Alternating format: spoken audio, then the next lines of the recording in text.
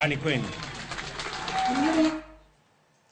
Migao mar thieth ka omakore kod mago mag kaunti ma oluoro nam lolwedhe chako chenro mar chwalo yedhe e gwenge ma Siaya, Kisumu, Migori kod Busia mondo konye kedo gi tuoche kaka mar layo remo kod njofni. Apisas mag migao mar thieth ne otimo tiegruok ne jogo mabiro konyo e chwalo chenro no. Jogo ma omi tiegruok oriwo koda ka nyamrerwa. Jokanyo sekta mar thieth ojiwo jopiny mondo omed keto ler kendo ritore e yo makare mar geng'o landruok mar tuoche e alwora mar nam lolwe.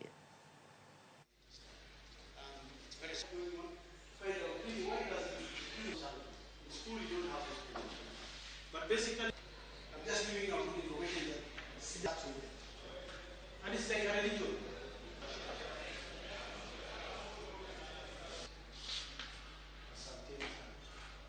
En kichiwo yath. Koro wachiw yedhe gi nyaka watim nonro mar ng'eyo ni tuo nitie kanye to area mane monego bed ni kele yath.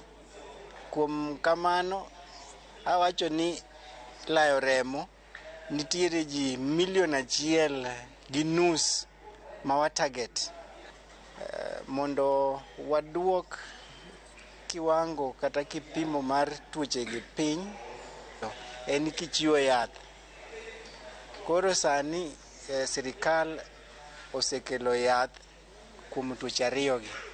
This training has to be cascaded down to community health promoters, and this is an existing structure that will enable us to reach everybody in the community. The medicines are from the Ministry of Health, and that the medicines provided by our development partners, for example, World Health Organization, the Merck and Johnson & Johnson. So these medicines are safe, and that just to encourage everybody to swallow them when they come.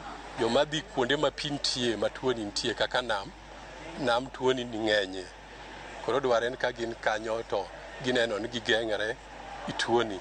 Koro tuoche mag jokniki gin tuoche moko nego kaw ni gin tuoche matindo nikech gimi ji bedo kata mani wod med remo.